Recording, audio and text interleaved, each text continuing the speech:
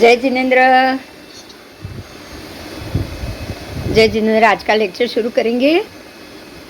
कांक्षा मोहनीय कर्म, उसी के ऊपर हमारा लास्ट जो टॉपिक चल रहा था। कांक्षा को ही मोहनीय कहा गया है, इस चीज को हमें भूलना नहीं है। आज आप जैसे कांक्षा शब्द याद आएगा, आपको सीधा मोहनीय कर्म याद आना चाहिए। आना चाहिए कि नहीं आना चाहिए? आना चाहिए, आना ही चाहिए। जैसे कांक्षा शब्द इच्छा, कांक्षा का मतलब ये इच्छा, कोई भी प्रकार की इच्छा, मन से ही मोहनीय कर्म बंधता है। अगर ये चीज अगर हमने जान लिया ना, तो ही हमारे अंदर से किसी भी छोटी सी भी इच्छा करने की बंद होगी, नहीं तो बंद ही नहीं हो पाएगा। अगर हम, आपको ये पता है कि 8 कर्म में मोहनीय कर्म ही सब कर्म का बाप है, बराबर? राजा बोला गया उसको, सभी कर्म का राजा ही मोहनीय कर्म है। मोहनीय कर्म का अगर टूटना, वो अगर उसकी श्रृंखला अगर टूटी या खंडित हुई, तो ही हमारे अंदर ग्रंथि भेद हो सकता है, नहीं तो नहीं। ग्रंथि इच्छा की ही बनती है, ग्रंथि हमेशा कांक्षा की बनती है। बोलो, ग्रंथि कांक्षा के बगैर हो सकती है? बताओ।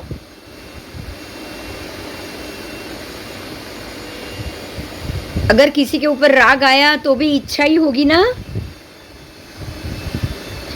अगर किसी के ऊपर द्वेष आ रहा है, गुस्सा आ रहा है, तो भी इच्छा ही होगी या कुछ और?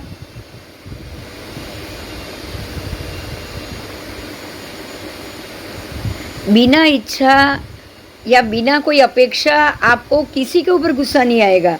अगर आपकी अपेक्षा पूरी नहीं हो रही है तो ही गुस्सा आएगा, हाँ या ना? हाँ हाँ। अगर आपकी इच्छा पूरी नहीं हो रही है तो ही किसी पे गुस्सा आएगा। अगर आपकी इच्छा के खिलाफ कुछ हो रहा है तो भी आपको किसी पे गुस्सा आएगा। मगर मतलब ये हुआ कि आपने दिमाग में एक पारा शीशी रेडी करके रखी है, आपने एक प्लेटफॉर्म या एक कोई ऐसा बना दिया है, मीनारा खड़ा कर दिया है दिमाग के अंदर कि मुझे इस प्रकार से ये सारी चीज़ चाहिए। अगर उसमें कोई रुकावट आएगी तो ही आपको गुस्सा आएगा। अगर उसको कोई सपोर्ट ज़्यादा करेगा तो उसके ऊपर ज़्यादा प्रेम होगा, तो आपको उससे ज़्यादा अपेक्षा हो जाएगी कि अब अगर इसने आधा काम मेरा करा दिया तो अब इसको पूरा ही कराना पड़ेगा। बोलो, होगा कि नहीं? बताओ। दोनों तरफ से कांक्षा मोहनीय बढ़ रहा है। अगर कोई थोड़ी मदद कर रहा है तो आपको ज़्यादा मदद की इच्छा हो जाएगी। अगर कोई मदद ही नहीं कर रहा है तो उसके ऊपर गुस्सा भी कांक्षा मोहनीय का रिजल्ट। तो आपके अंदर अगर कोई इच्छा नहीं होगी तो कोई मदद करे तो भी फर्क नहीं पड़ेगा, कोई नहीं करे तो भी फर्क नहीं पड़ेगा। इसके लिए एक ही गाथा बार बार आपको याद दिलाऊंगी मैं। एक ही गाथा है, किसी को याद आ रही है? कौन सी गाथा?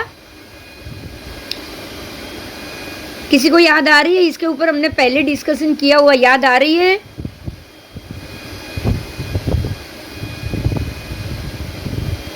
हाँ। कमठे धर्णेन्द्रेंच स्वोचितम कर्म कुर्वती प्रभुस्तुल्य मनोवृत्ति पार्श्वनाथ श्रीयस्तु। याद आयु? कमठ और धर्णेन्द्र, कमठ तकलीफ दे रहा है, परमात्मा बिल्कुल तुल्य मनोवृत्ति। तुल्य मनोवृत्ति का मतलब ही है ना इच्छा कि तू मुझे परेशान कर, उसका गुस्सा भी नहीं, और धर्णेन्द्र जैसे उनको मदद कर रहा है तो तू मुझे मदद कर, उसकी भी इच्छा नहीं। परमात्मा की बिल्कुल स्तुल्य यानी कि मध्यम मनोवृत्ति है। ना वो कमठ को कह रहे हैं कि तू मुझे परेशान क्यों कर रहा है, ना वो गुस्सा दिखा रहे हैं, ना कुछ बोल रहे हैं उसको जो करना है, तेरे को जो करना है तू कर। और धर्णेन्द्र मदद के लिए आए हैं तो उसके लिए प्रशंसा भी नहीं कि तूने अच्छा किया, ये किया, थैंक यू, कुछ नहीं। आभार प्रकट कुछ भी नहीं। आपको समझ में आ रही है बात?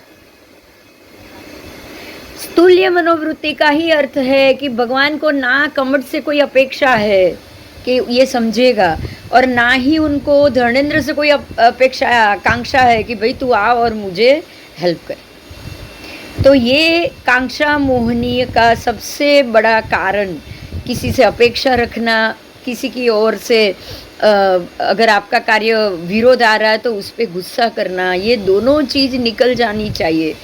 ये गाथा कोई नहीं भूलेगा। आप नहीं भूलोगे ना? दूसरी बार बताओ। नहीं। आपको ये दोनों गाथा में बहुत सारी चीज़ मिली थी। इससे पहले मिली थी महावीर, परमात्मा महावीर की गाथा से, उससे भी बहुत सारी मिली थी। याद आया? श्रीमते वीरनाथाय सनाथाय अद्भुत श्रिय, ये भी बहुत ही अच्छी तरह से, और खास करके ईशद बाष्पार द्रयोर भद्र श्री वीर जिन नेत्रयो, इससे भी आपको बहुत कुछ मिला था। देखो, भगवान की आंखों में आंसू आ गए थे। किसके लिए आ गए थे? बोलो। संगम जब वापस जा रहा था, परमात्मा को परेशान करके, इतने सारे उपद्रव करने के बाद संगम जब वापस जा रहा था, तब भगवान की आंखों में आंसू आ गए कि मेरे कारण ये जीव अब कितने लंबे समय तक परेशान होगा, सिर्फ मेरे कारण। तो ईशद बाष्पार त्रयोर भद्र श्री वीर जन नेत्रयो, भगवान की आंखों में आंसू आ गए, पानी आ गया। आप ये समझ सकते हो, ये करुणा है, यहाँ कोई कांक्षा मोहनीय नहीं है। बात समझ में आई? परमात्मा ने इनिशियली लिया तो किसके लिए लिया? ये आपको सीखना ही है, हमको सीखना ही है कि परमात्मा महावीर स्वामी ने जब जब इनिशियली लिया है, करुणा के लिए ही लिया है। सुलसा के बच्चे जब मर गए युद्ध में, तो उसके लिए भी उन्होंने इनिशियली लिया था, और सुलसा को आप क्या कहेंगे उसको, याद भेजा था। जो कोई जा रहा था उधर, उसको बोला था कि तुम तुलसा को मेरी ओर से सांत्वना देना, बोला था ना?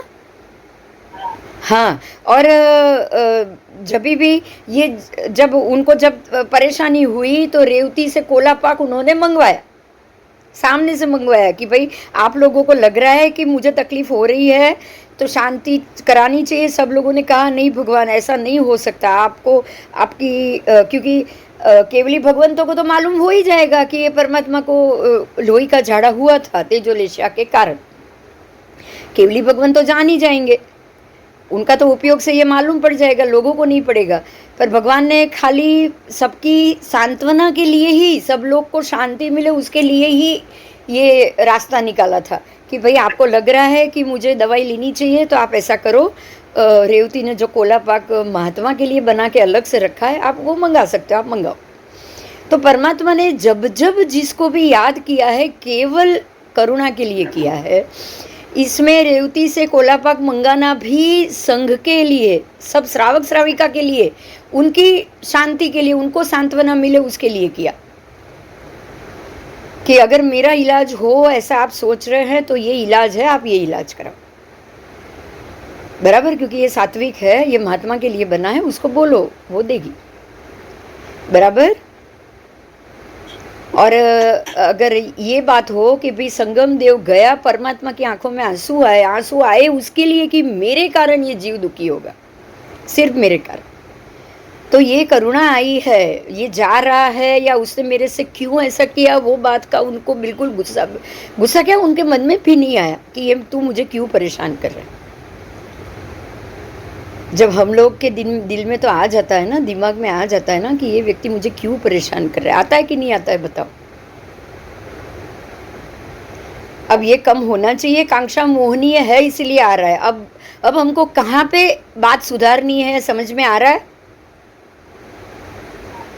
हमको यहाँ पे अपने आप को सुधारना है। अगर कुछ हमसे हो रहा है, हमारे साथ हो रहा है, तो कर्म का उदय। अब आपने इस बार सब सीख लिया, सबसे पहले कर्म का उदय सीखा है, उसके बाद कांक्षा मोहनी है। परमात्मा ने भी बताया, देखो परमात्मा ने भी इसको 1 बाय 1 बताया। कर्म का उदय समझ में आ जाएगा तो कांक्षा मोहनी अपने आप टूटता जाएगा। अब हर चीज कर्म का उदय है, ये समझ लो। कोई भी चीज आपके सामने आ रही है, कर्म का उदय अंदर पड़ा है, इसलिए आप तक पहुंचा है। ये तो बहुत क्लियर हो गया होगा सबको, राइट?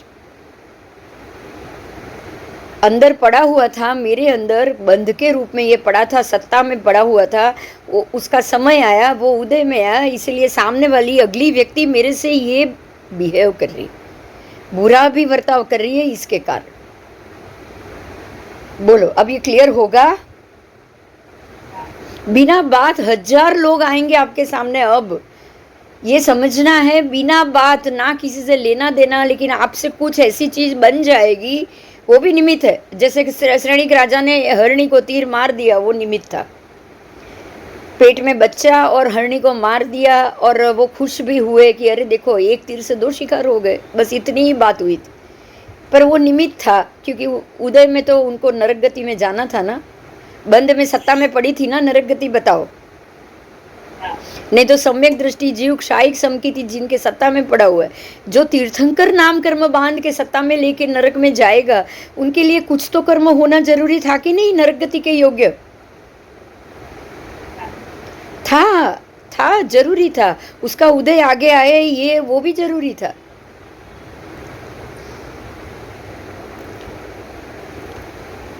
तो अब ये समझ में आ जाएगा आपको कि उदय में आए, जो चीज आपके सामने आ रही है ना, वो आपके कर्म के उदय के कारण आ रही।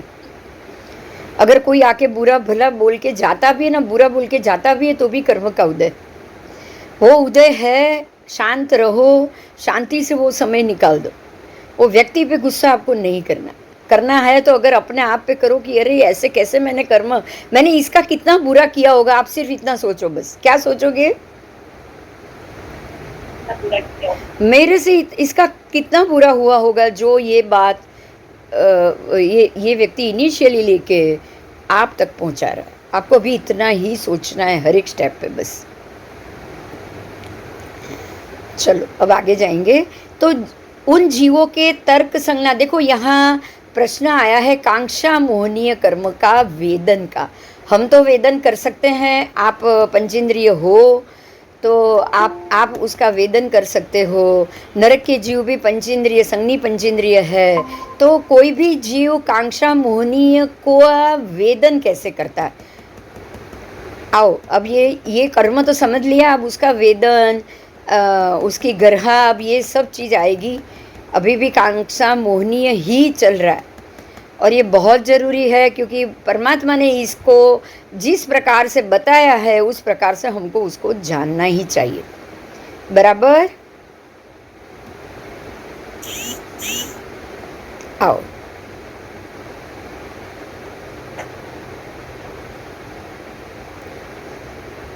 चित्त है, चय किया था, चय करते हैं, चय करते रहेंगे, ये हमने जाना था। बराबर? फिर उपचित है, उपचय किया था, उपचय करते हैं, उपचय करते रहेंगे। देखिए, कोई भी कर्म अंदर पड़ा है, चित्त है, अंदर पड़ा हुआ है, पहले हमने उसका मन किया था। चित्त का अर्थ ही है मन। बराबर? मन की प्रसन्नता है कि नहीं, बताओ। तो मतलब क्या हो रहा है, देखो ध्यान से सुनो। जो कर्म कांक्षा मोहनीय का जो कर्म अभी उपस्थित हुआ है, वो आपने पहले चित्त किया था। क्या किया था आपने? उसमें प्रशंसित हुए थे, आप खुश हुए थे। वो कर्म जब बंद हुआ था तब आप खुश हुए थे, चित्त हुए थे, आनंद प्रमोद से आपने वो कर्म बांधा था। चित्त का अर्थ समझ में आ रहा है? हाँ, प्रसन्न चित्त, उसमें से ये लिया हुआ है। चित्त का अर्थ क्या? प्रसन्न चित्त का मतलब क्या? खुश हो, बिल्कुल खुश होके आप वो कोई काम करो, कोई काम आप बिल्कुल खुश होके करो, तो वो चित्त शब्द लिया है। चित्त का अर्थ क्या? आपने इसको मन में खुश होके लिया है। बात समझ में आ रही है? हाँ।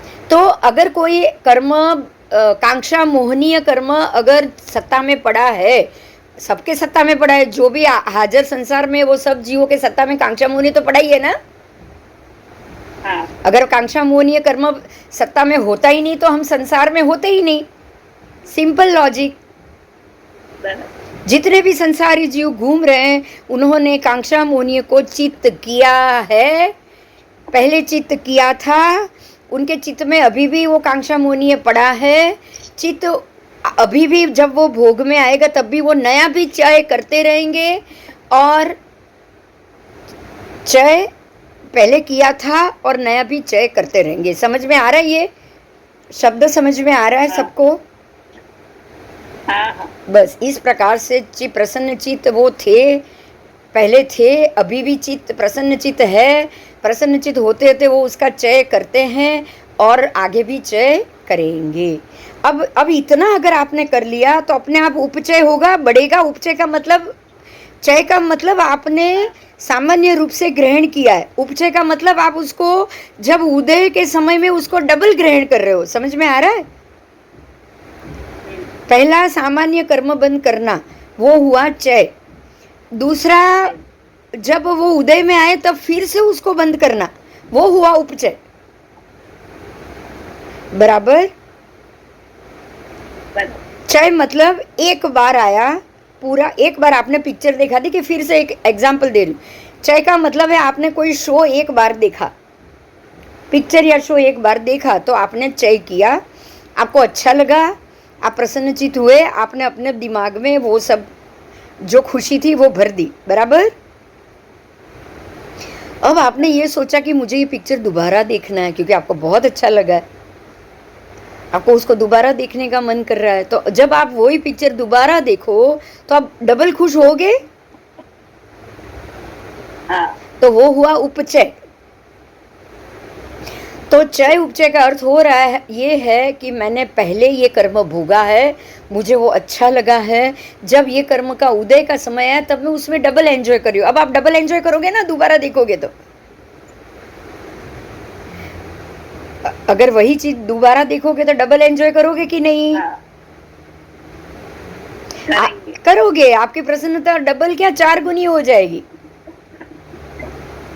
होगी ना? हाँ, वो 4 गुनी बढ़ जाएगी, 4 गुनी बढ़ जाएगी, आपकी प्रसन्नता डबल होगी। तो जब चय से उपचय होता है तो वो 4 गुना होता है, हर एक तरह से वो 4 गुना होता है, द्रव्य क्षेत्र काल भाव सबसे। तो अब आपने उपचय किया था, पहले भी किया था, उपचय अभी भी कर रहे हैं, आगे भी उपचय करोगे, तीनों काल आ गए तो अब ये वापस डबल होके आपके सत्ता में चला गया। तो अब इसकी उदीर्णा करोगे आप जब भी, तो उदीर्णा की थी, उदीर्णा करते हैं, उदीर्णा करते रहेंगे।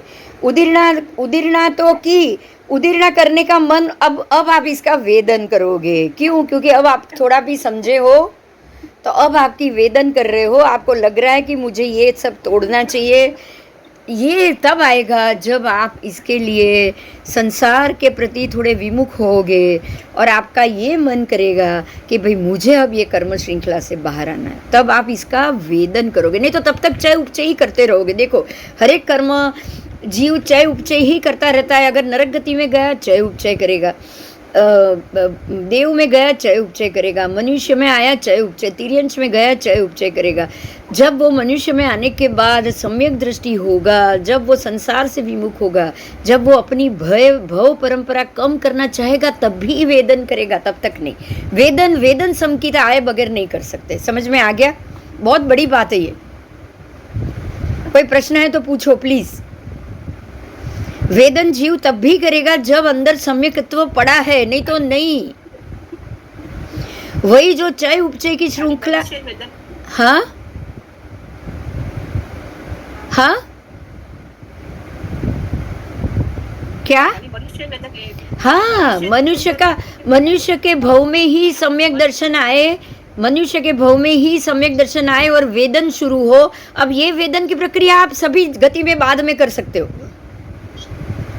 बाद में आप तिर्यंश गति में भी एक बार वेदन संकित आ गया तो अब जैसे श्रेणिक राजा का जीव, कृष्ण राजा का जीव नरक गति में भी वेदन ही कर रहा है, अभी वो सारे कर्म का वेदन कर रहा है।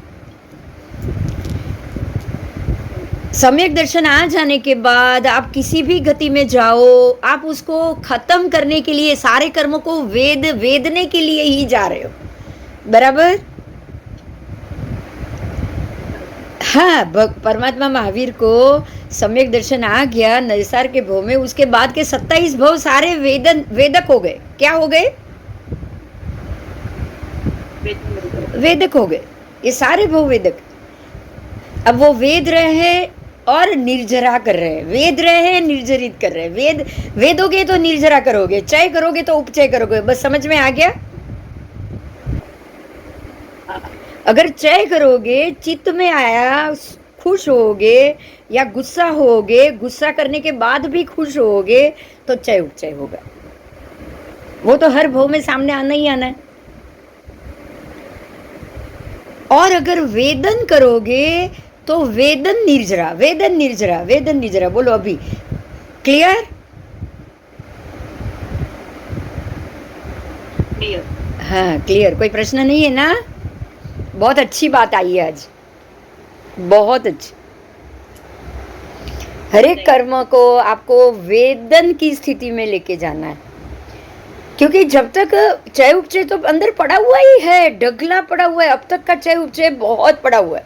सामने जब कोई कोई घटना बनती है, कोई ऐसी व्यक्ति सामने आती है जो अननोन है, जो या फिर आपसे उतना ज़्यादा परिचय भी नहीं है, और वो आपको परेशान कर रही है, आपको तुरंत समझना है कि ये वेदन निर्जरा का समय। अब आपका बिहेवियर कैसा होगा बताओ, कैसा होगा?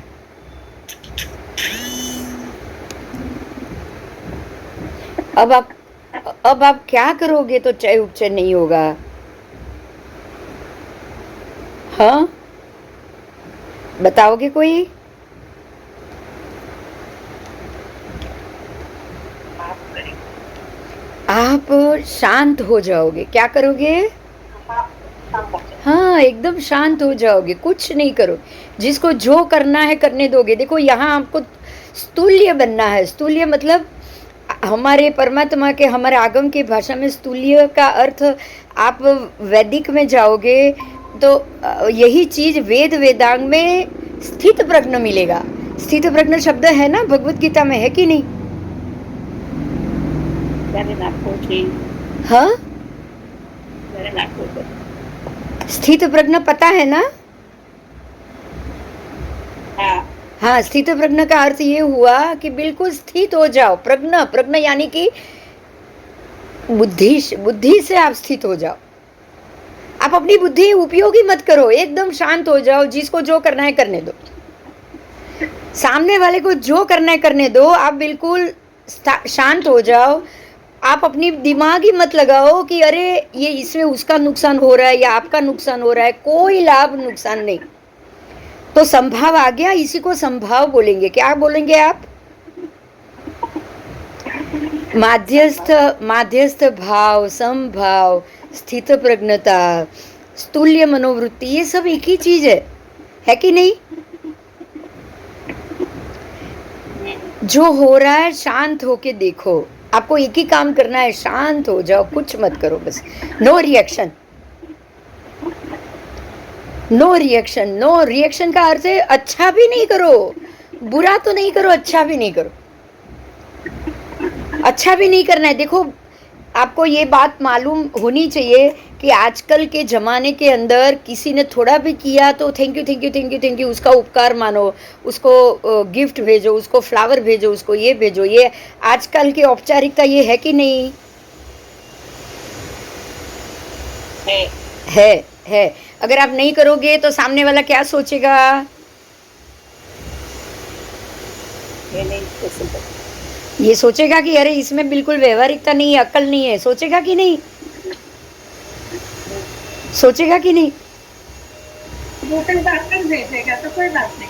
हाँ कोई बात नहीं। अच्छा आप है ना, आज के समय में एक काम तो जरूर कर सकते हो। आप एक काम जरूर कर सकते हो, आप शब्द से बोल दो। ना आपको फूल भेजने, ना आपको गिफ्ट भेजने, ना आपको कोई कार्ड भेजना है, कुछ नहीं भेजना है, ना आपको कोई स्पेशल डिस्काउंट वाला उसको कोई। समझ में आ रहा है? मेरी बात समझ में आ रही है?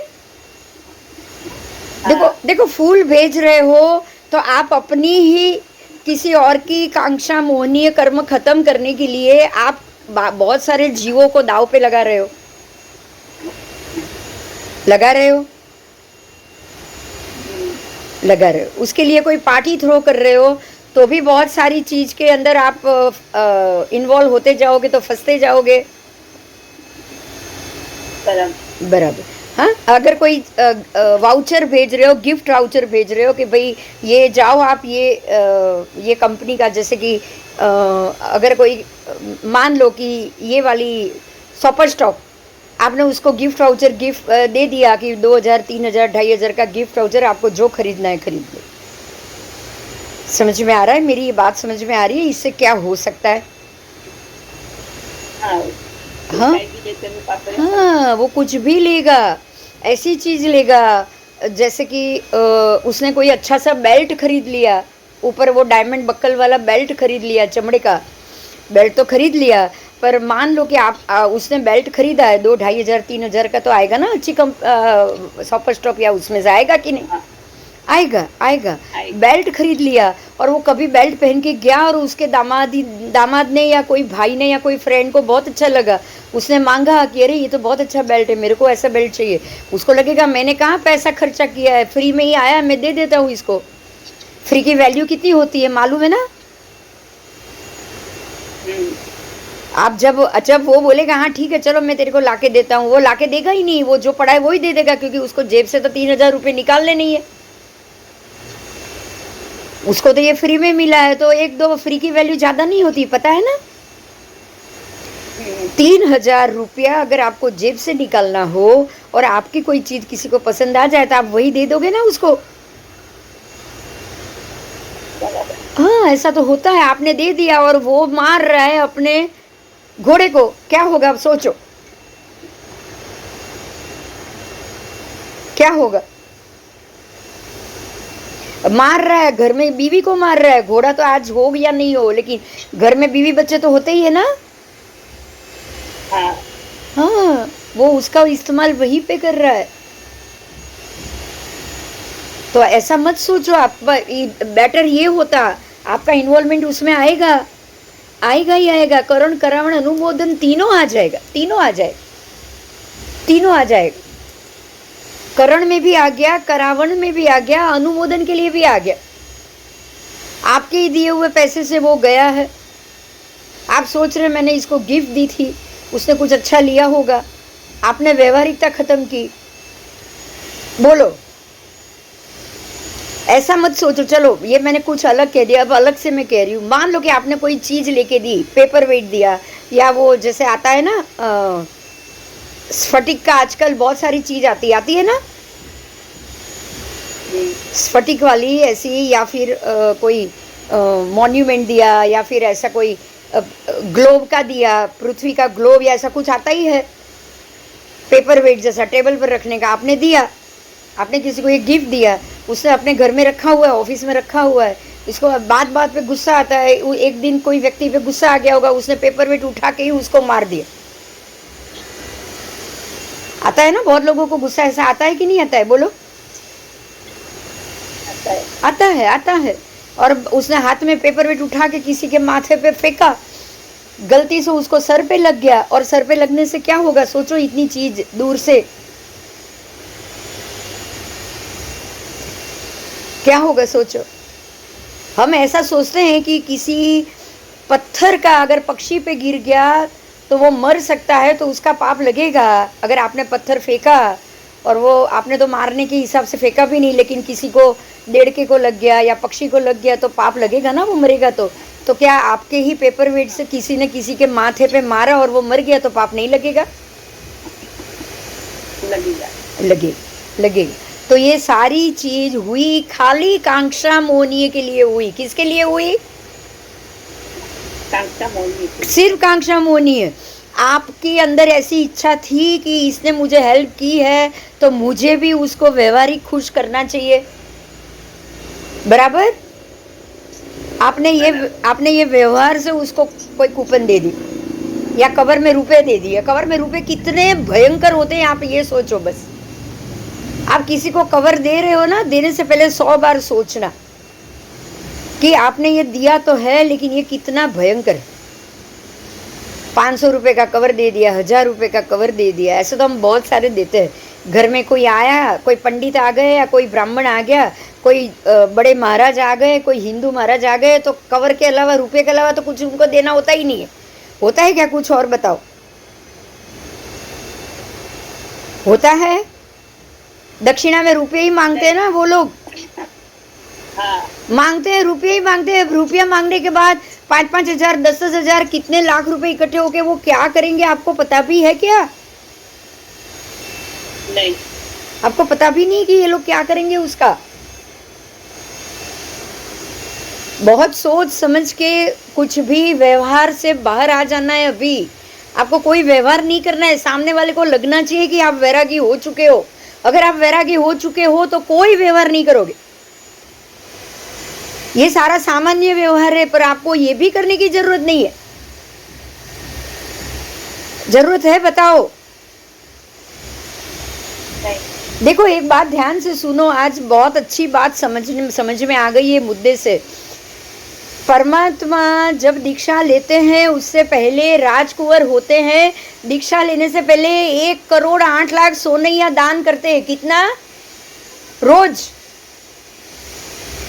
1,08,00,000 सोनैया कितना दान करते हैं वो? वर्षी दान कितना होता है? 1,08,00,000। 1,08,00,000 सोनैया। पर वो कब करते हैं? दीक्षा लेने से पहले। कब करते हैं वो? दीक्षा लेने से पहले। दीक्षा लेने के बाद क्या एक भी चीज, वैरागी होने के बाद क्यों उनको उनका भाई या उनके नगर के लोग पैसे नहीं दे सकते क्या दान के लिए? बताओ। दे सकते। परमात्मा के नाम से दान बाद में नहीं होगा क्या? पर यहाँ ध्यान से ये बात सुननी है कि वैरागी बन जाने के बाद क्या आपको कोई भी दान, पुण्य, ये सब दानशील, तब भाव, ऐसा कोई भी धर्म के चारों प्रकार में से एक भी प्रकार क्या करने की आवश्यकता होती है? बोलो। नहीं। क्यों नहीं होती है? ये सोचो। चलो, सिर्फ केवल ज्ञान के लिए ही ध्यान। हाँ, नहीं, बात यही है कि वैरागी होने के बाद आपको कोई शुभ कार्य भी नहीं करना है। ये बात पे समझने की बात है। ये बहुत जरूरी है समझना। यहाँ पे हम लोग यही नहीं समझ पाते बस।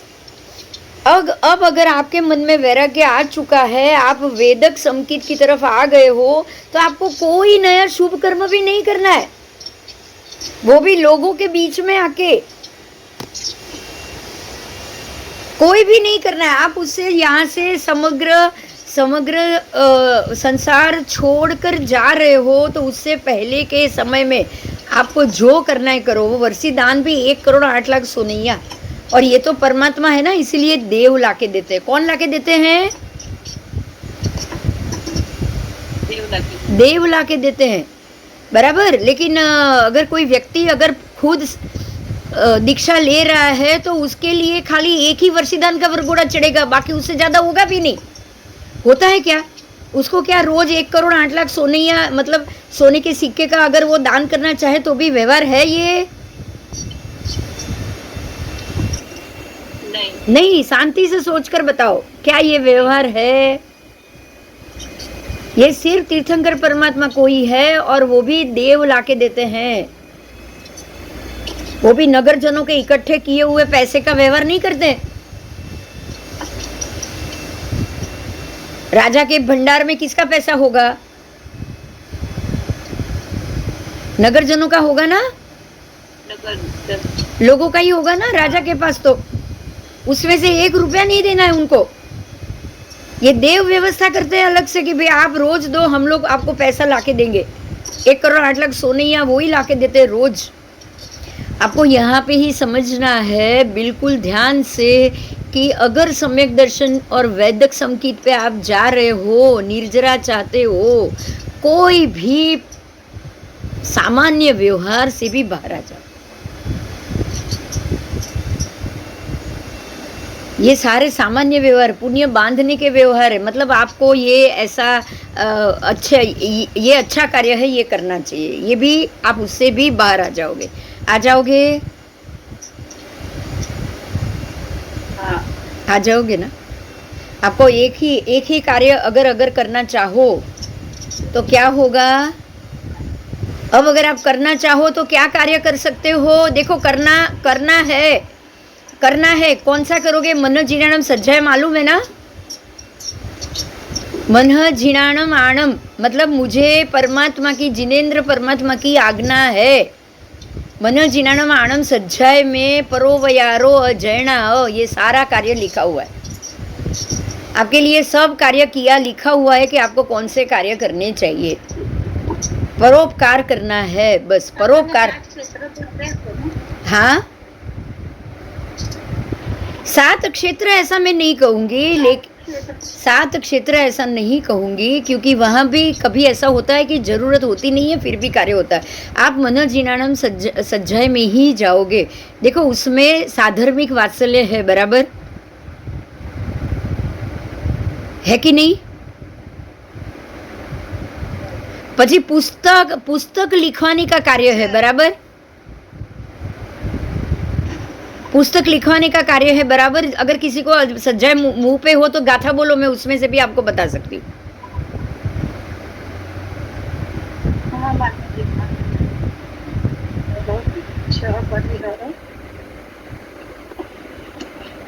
इच्छम परिहरः सम्मत मनोजिनाणम इच्छम परिधरः हरः सम्मतम, बराबर। आगे आप देखोगे कार्य पुस्तक लिखवाने का कार्य, साधर्मिक वात्सल्य का कार्य, जो आपको बताया गया है वो जिनेंद्र परमात्मा की आज्ञा से जो बताया गया है, आप सिर्फ उसी के अंदर ध्यान दोगे, उससे अलावा नहीं। ये मुझे मेरे परमात्मा की आज्ञा, बराबर। मनः जिनाणम आणम, मैं एक एक आपको गाथा भी बोल रही हूँ, उसका अर्थ भी हम समझेंगे। मुझे जिनेंद्र परमात्मा की, हाँ બિંદુ हाँ દરહ સંમત છે। ના પહેલું એ સ્ટાર્ટિંગમાં આગળની પહેલી લાઈન કટ છે, હું બોલું છું પહેલું मनोजिनाणम आणम છે। ओके ओके ओके, मनोजिनाणम आणम मतलब कि मुझे मेरे जिनेंद्र परमात्मा की आज्ञा है। ये सूत्र हमें जिनेंद्र परमात्मा की आज्ञा क्या है वो बता रहा है। जैसे कि मुझे मेरे जिनेंद्र परमात्मा की आज्ञा है क्या, तो मिच्छम परिधरः हरः सम्मतम, मतलब कि मिच्छम परिहरः, परिहर करना है। किसका परिहर करना है? मिथ्यात्व का। मिच्छम का अर्थ है मिथ्यात्व। मिथ्यात्व का मैं परिहरू, मतलब त्याग करूं। परिहरू का अर्थ है त्याग करना। तो परमात्मा की मुझे ये आज्ञा है कि मैं मिथ्यात्व का त्याग करूं, मतलब कि जो संसार वृद्धि वाला कारण है, जो मिथ्यात्व यानी कि जो गलत है, जो सही नहीं है, जिससे किसी को परेशानी हो सकती है, जिससे मेरा संसार बढ़ सकता है, जिससे सिर्फ कर्म बंद हो सकता है, ऐसी सारी चीज़ों का मैं त्याग करूं। फिर मिच्छम परिहरः धरः सम्मतम, उसके बाद की मिच्छम परिहरः धरः सम्मतम। धरः सम्मतम का मतलब क्या है कि मैं समकित धारण करूं। क्या धारण करूं? सम्यक दर्शन को मैं धारण करूं, जो सत्य है उसको धारण करूं, जो सत्य है उसी के ऊपर सोचूं या मैं काम करूं। हाँ, मिथ्यात्व को छोड़ो, सम्यकत्व को ग्रहण करो। संसार वृद्धि के कारण छोड़ो, संसार से बाहर जाके मुक्ति के लिए जो कार्य है उसके लिए मैं धारण करूं। ये सिर्फ आपको धारण करना है, उसके लिए ये कार्य है, ये करोगे तो मुक्ति हो जाएगी, ऐसी कोई चीज़ ही नहीं है। आपको पहले श्रद्धा ये करनी है कि जो मुक्ति का कारण है, जो मुक्ति मार्ग है वही सही है, इसको ही धारण करना सबसे जरूरी है, बराबर। समझ में आ रहा है? हाँ, उसके बाद है मिच्छम परिहरधरः सम्मतम 26 आवश्यमी, 6 प्रकार के 6 विध आवश्यक, षड्विध आवश्यक, जो 6 प्रकार के आवश्यक है। अब 6 प्रकार के आवश्यक उज्जुतो होई पई दिवसम, प्रत्येक दिवस में मैं जो भी मेरे 6 प्रकार के आवश्यक है उसको मैं धारण करूं। मतलब उज्जुतो होई, मैं उसमें उद्यमान रहूं। उज्जुतो का क्या अर्थ हुआ? आप उसके अंदर ही उद्यमान रहो, आप उसके अंदर ही रहो। 6 आवश्यक पई दिवसम, प्रत्येक दिवस के जो 6 आवश्यक बताए हैं उसके अंदर ही मैं रत रहूं, कार्यरत रहूं। 6 आवश्यकता आप जानते हो, कौन से 6 आवश्यक है बोलो? प्रतिक्रमण में ही आता है ना, सामायिक, 24 हथो, वंदन, परिक्रमणु, काउसक और पचखाण, ये है ना। સામાયિક 24 હતો, વંદન, પડીકમણું, કાઉસક, પચખાણ કર્યું છે જી. આપ રોજ પૂછો છો ને પ્રતિક્રમણમાં, તો આ જ છે આપણા 6 આવશ્યક, 6 કર્તવ્ય આવશ્યક. હા હા હા, પણ એટલે આ 6 प्रतिक्रमणના आवश्यक છે. હવે आवश्यक आप 6 आवश्यक कर रहे हो, आप मंदिर भी जा रहे हो, आप प्रतिक्रमण भी कर रहे हो, सामायिक भी कर रहे हो, 24 हथो यानी भगवान की स्तुति वंदना वो भी कर रहे हो, વંદન ગુરુદેવને જઈને વંદન કરવું, અને ક્યાં તો ઘરે જ બેસીને ચૈત્ય વંદન કરતાં કરતાં ભરત, ઐરાવત અને આપણે બોલીએ છીએ ને સ્તુતિ, જાવંત કેવી સાહુ, કે આ ભરત, ઐરાવત અને મહાવિદ્યના પ્રત્યેક સાધુને હું વંદના કરું છું. આપ એ પણ શું કરો છો? આવશ્યક છે એટલે જ ચૈત્ય વંદનમાં મુકાયું છે, સવાર સાંજના પ્રતિક્રમણમાં મુકાયું છે અને ચૈત્ય વંદનમાં આ સૂત્ર મુકાયું છે. જાવંત કેવી સાહુ, જાવંત ચેઈયાઈમ, ચેઈયાઈમ શું કરો છો આપ? દરેક પરમાત્માની પ્રતિમાને વંદન કરો છો. જાવંત કેવી સાહુથી આ અઢી દ્વીપના બધા જ સાધુને વંદન કરો છો કે નહીં? તો આ પ્રત્યેક દિવસના સૂત્રો છે. આપ સૂત્રથી તો બધાને કરી રહ્યા છો, જઈને પણ કરી રહ્યા છો, સૂત્રથી પણ કરી રહ્યા છો, બરાબર. તો એનાથી આપે સાધુ વંદના કરી એટલે વંદના થઈ. હવે પડીકમણું, 2 ટાઈમ પ્રતિક્રમણ, 2 ટાઈમ પ્રતિક્રમણ તો કરો, પણ 2 ટાઈમ પ્રતિક્રમણ સાથે સાથે જે જે જીવની હત્યા થઈ, જે તમારાથી એકેન્દ્રિય જીવોની હિલના થઈ છે, એ वो सबका मन से भी प्रायश्चित चाहिए कि नहीं? चाहिए.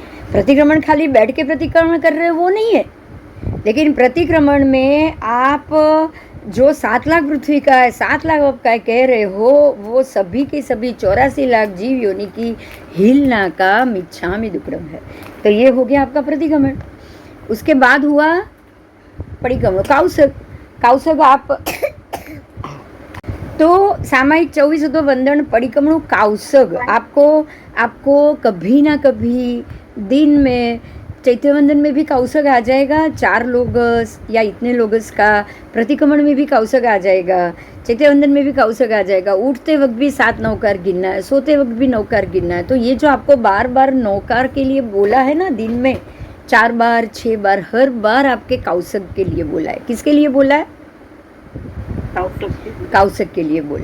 अगर आपको लगे ना कि भाई चलो मेरा ये नहीं हो रहा है, मतलब चैत्य वंदन में काउसक आज नहीं हुआ, प्रतिक्रमण आज नहीं हुआ, कहीं आप बाहर गए हो और ये सब नहीं हुआ, तब भी आपको अगर कोई घटना हो रही है या कुछ हो रहा है या कुछ किसी के साथ कुछ हुआ है, तो भी आपको क्या करना है पता है आपको? मान लो कि एम्बुलेंस गई तो भी 3 नौकार गिन लेना है. गिन लोगे? गिन लोगे? हाँ. अगर कोई एम्बुलेंस जा रही है तो जरूर 3 नौकार गिनो. अगर कोई, आपको पता है रास्ते में बहुत सारे ऐसे वीडियो आते हैं जहाँ साध्वी जी भगवंत भी अगर कहीं जा रहे, कोई जीव मर रहा हो, सांप अगर गाड़ी के नीचे आ गया तो उसको भी नौकार सुनाने के वीडियो आते कि नहीं आते? आते हैं ना. हाँ, तो काउसक बहुत जरूरी. अब देखो वो तिर्यंश तो प्रतिक्रमण नहीं कर सकता ना, वंदन, परिक्रमण, काउसक कुछ भी कर सकता है? नहीं कर सकता है, लेकिन काउसक तो कर सकता है ना. वो काउसक जरूर कर सकता है कि नहीं? आप अगर सुनाओगे तो उसके कान में पड़ेगा तो काउसक ही हुआ कि नहीं? करण करावण हुआ ना, आपको कराने का हुआ, आपको करने का हुआ, क्योंकि आपने काउसक किया है. काउसक तो आपने ही किया. आप अगर किसी तिर्यंश को नौकार सुना रहे हो तो काउसक कौन कर रहा है? आप. और किसको करा रहे हो? तिर्यंश को. तो उसको कराने का हुआ ना. हाँ, तो ये आपको इस प्रकार से तिर्यंच गति में वो इसमें से कितना कर पाएगा, आप समझ में आ रहा है? देखो वो सामयिक नहीं कर सकता, वो 24 हथों कर सकता है, वो भगवान की मूर्ति के आसपास ही घूमता है। कोई तिर्यंच हुआ, कोई सर्प हुआ, कोई कछुआ हुआ, तो वो भगवान की मूर्ति के आसपास ही घूमता है कि नहीं घूमता है? उसको उधर ही रहने का मन होता है ना। अब ऐसे बहुत से सर्प होंगे, कछुए होंगे, प्राणी होंगे जो मंदिर से बाहर नहीं जाते हैं ना। सम्यक दर्शन अगर उसके अंदर जाग गया ना, सम्यक दर्शन होने के बाद तिर्यंच में गया है ना। मेरे घर में भी आई थी 2 बिल्लियाँ, कभी भी उसने कुछ नहीं खाया, मंदिर में दिया करने के टाइम में आ जाती थी, रोज नौकार सुनती थी, महात्मा ने भी उसको मंगलिक सुनाया। तो ये किसको मिला? वो सम्यकदर्शी होगी तभी उसको ये सारी चीज मिली होगी, बराबर बराबर। हाँ, तो ये आपको करना है। आपको क्या करना है, अब समझ में आ रहा है कि परमात्मा की आज्ञा कहाँ पे है? सामायिक, 24 हथों, वंदन, परिक्रमणु, काउसग और पचखाण। पचखाण में भी जितना हो सके करो, अगर नहीं हो रही है नौकार से, मुट्ठी संयम करो, बैठो तब 3 नौकार, जब भी खाओ पियो ना। अब इतना याद रखना है, अगर मुझे 1 घंटे के बाद भी अगर कुछ खाना है तो मैं बिना 3 नौकार गिने नहीं खाऊंगा। आप ये तो कर ही सकते हो, कर सकते हो कि नहीं? हाँ, आप ये कर सकते हो। जब भी उठता 3, सूता 7, उठता 8, ये तो नौकर आप गिन ही सकते हो। बार बार काउसक आना चाहिए। और पचखाण भी, काउसक जब भी अगर नहीं हो रहा है, आपको हो सकता है बहुत लोगों को 24 नहीं हो रहा है, नौकार से नहीं हो रही है, आपको यही सोचना है कि मैं जब भी खाऊंगी भगवान का नौकार 3 गिन के ही खाऊंगी। और अपने आप जब आप खाओगे तब 3 नौकार हो जाएगा। पचखाणी हुआ ना? हुआ कि नहीं हुआ? हुआ। हाँ, फिर हम जो बोलते हैं पचखाण में खादिम स्वादिम, आप बोलते हो ना? हाँ, असणम पाणम खाइमम साइमम, आप क्या बोलते हो? असणम यानी कि आसन का भी त्याग, सोने का त्याग। आसन मतलब सोना, उठना बैठना, सोना, आराम करना, वो आसन होता है असणम। पाणम यानी कि पानी का भी त्याग। अशन, असणम, असणम का दूसरा अर्थ है अशन। अशन पता है? अशन पान। अशन पान मतलब हम जो भी आराम करते हैं उसका त्याग, पानी का त्याग। खाइमम साइमम, तो खाइमम में सारे खाने की चीज आ गई, और साइमम में सारे स्वाद की चीज आ गई। तो जब भी आप ये पचखाण लेते हो, दिन में भी, सुबह नौकासी में भी आ जाएगा असणम पाणम खाइमम साइमम। तो अब दिन में भी जब ये पचखाण करते हो तो उसके बाद आपको असणम यानी कि आसन में नहीं बैठे रहना है, आपको सोते नहीं रहना है, आपको बिल्कुल भी आलसी नहीं रहना है, पूरे में धार्मिक क्रिया में ही रत रहना है। रहना है कि नहीं रहना है? ये पचखाण किसके हुए बताओ? तो अब आपकी रोजनीशी में क्या होगा? 6 आवश्यक तो होना ही होना है, उठते बैठते भी होना है, आसन का त्याग है ही है कि नहीं? बोलो। है।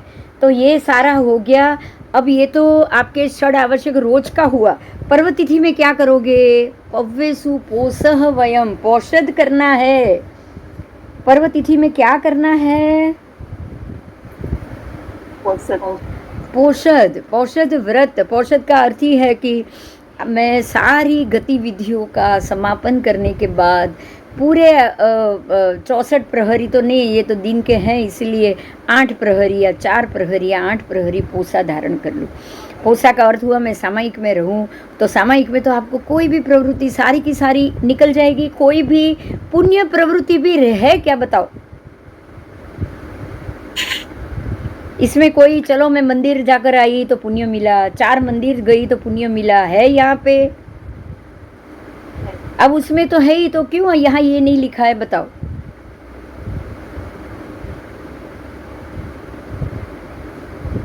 नहीं लिखा है ना? एक बार भगवान का वंदन आ गया ना, सुबह 24 हथों में आ गया कि नहीं आ गया?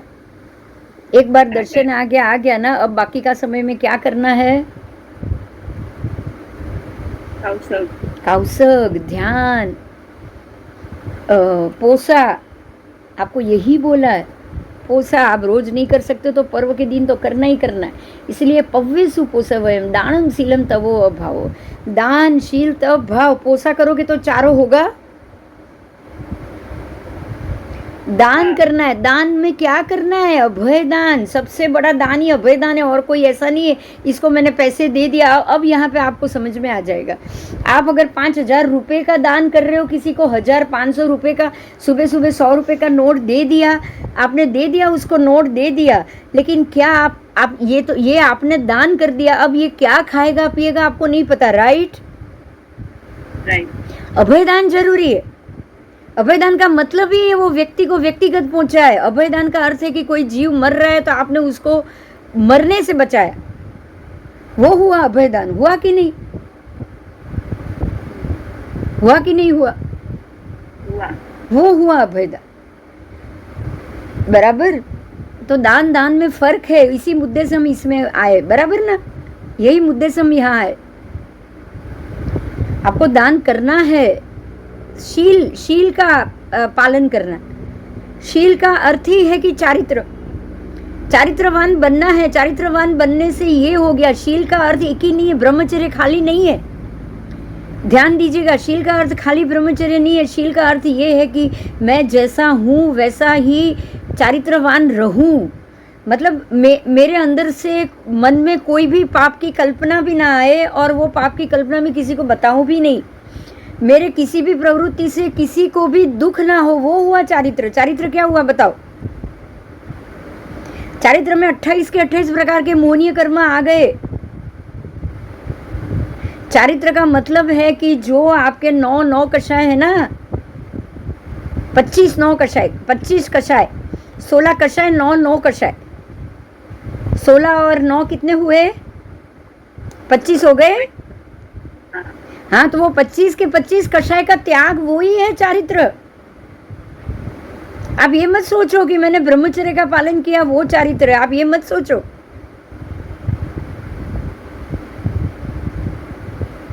चारित्री कौन है? हास्य, रति, भय, शोक, दुगंछा। भय, ये हास्य, रति, भय, शोक। हंसना, रति यानी कि रति में रत रहना, दुखी होना। फिर भय और शोक दोनों आ गया। शोक का अर्थ है दुखी, भय का अर्थ है डरना, किसी भी चीज के भय से भयभीत होना। सतत आप भय के अंदर रहोगे तो ये कषाय मोहनी है, वो आप चारित्र के अंदर नहीं हो। उसके बाद आया हास्य, रति, भय, शोक, दुगंछा। किसी के लिए दुगंछित होना, मतलब ये गंध मुझे पसंद नहीं है, व्यक्ति मुझे पसंद नहीं है।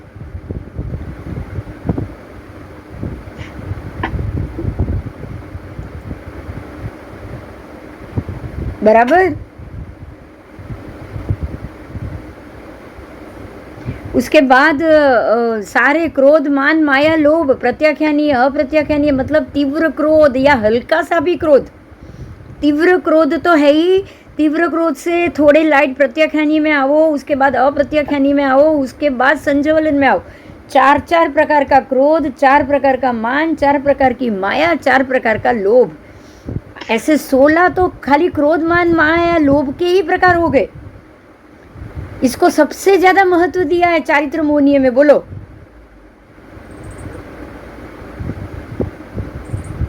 कोई अगर अच्छे से चारित्र का पालन कर रहा है तो उसका भी आप विरोध करोगे तो कुचारित्री हो, और चारित्री का विरोध कर रहे हो तो ये भी पाप हो गया कि अरे क्या होशियारी मार रही है, देखो कुछ है नहीं, हम वो क्या कर रही है, कुछ नहीं। अगर कोई अच्छे से कर रहा है ना, उसका भी बुरा बोलना। समझ में आ रहा है? आ रहा है? इन सबसे बाहर आना है। ये सारा कांक्षा मोनी ही है या कुछ और है? बोलो। यही है। हमको अच्छी नहीं लग रही है कोई व्यक्ति, तो वो जो भी अच्छा कर रही है तो विरोध करेंगे कि नहीं? क्यों? क्योंकि अंदर पड़ा है उसके लिए द्वेष। ये सारी छोटी छोटी बात है, ये सारे क्रिया करने के लिए मन जीर्णम आणम परमात्मा ने मना किया हुआ है। चारित्र का पालन करना ही ये सारे 28 प्रकार के मोहनीय कांक्षा मोहनीय कर्म के सारे 28 प्रकार से आपको रोज दूर रहना है, रोज। इसीलिए पोषद विधि हमेशा के लिए पोषद परमात्मा ने ले लिया जब तक केवल ज्ञान नहीं हुआ। साधु भगवान हमेशा के लिए ले लेते हैं, बराबर। तो ये आपको परमात्मा की हमारे लिए आज्ञा हो गई कि पर्व को पोषित करो, दानशील तप भाव के अंदर ही रहो। दान आ गया, शील आ गया। दान में तो अभय दान है, जीवों को जीवो, जीने दो, उसको अभय दान दो। जैना धर्म ही सबसे बड़ा दान है, हमारे में कोई और दान आएगा ही नहीं, सिर्फ आएगा तो जैना धर्म, बराबर।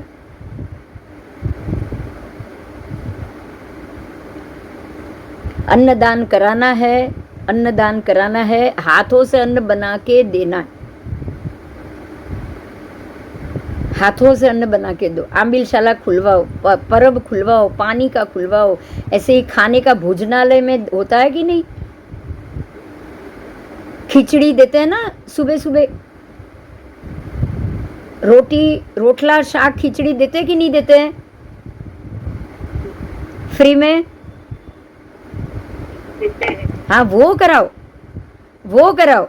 आप है ना, किसी को पैसे दे दो, जाओ तुमको मैंने 6 महीने का ये राशन का पैसा दे दिया, वो गलत है। लेकिन बनी हुई खिचड़ी का वो क्या करेगा बताओ? खाएगा ही ना। सात्विक ही हुआ ना, ये क्या हुआ बताओ? आप खुद आहार प्रबंध करके दो, ये जरूर अच्छी बात, ये बहुत अच्छी बात, ये बहुत अच्छी बात।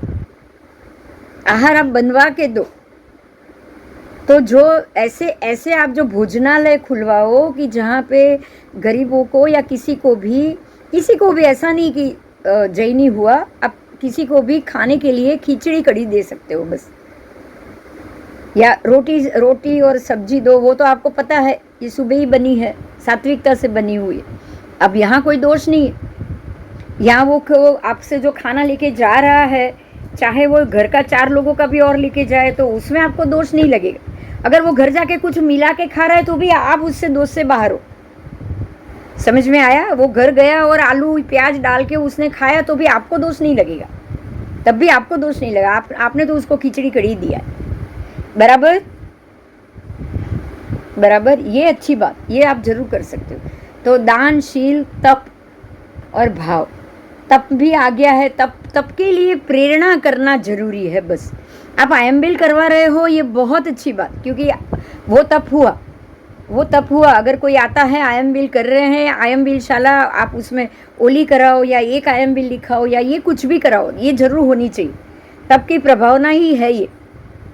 आप अगर किसी सिद्धि तप की शुरुआत हुई है और अतर्वायणा करा रहे हो, बहुत अच्छी बात। पारणा करा रहे हो, बहुत अच्छी बात, क्योंकि उसमें जो आप भोजन दे रहे हो ना, उससे कोई मिक्सिंग नहीं होगा और वो आप खुद अपने देखरेख में सात्विक कराओगे, ये बहुत अच्छी बात। लेकिन एक चीज़ का यहाँ भी ध्यान रखना है, आयम्बिल कराते हो या कोई भी ऐसे भोजन या नौकाशी की व्यवस्था आप कराते हो, जो भी अनाज आए ना वो जीवात रहित आए, वो देखने की जिम्मेदारी आपकी हो जाएगी। फिर वो धनेड़े वाली चीज़ आ गई या ईयड़ वाले चावल आ गए, और वो जो अगर जीव की हत्या हो रही है, वो त्रसजीव मर रहे हैं, ये नहीं चलेगा, ये नहीं चलेगा, बराबर। समझ में आया?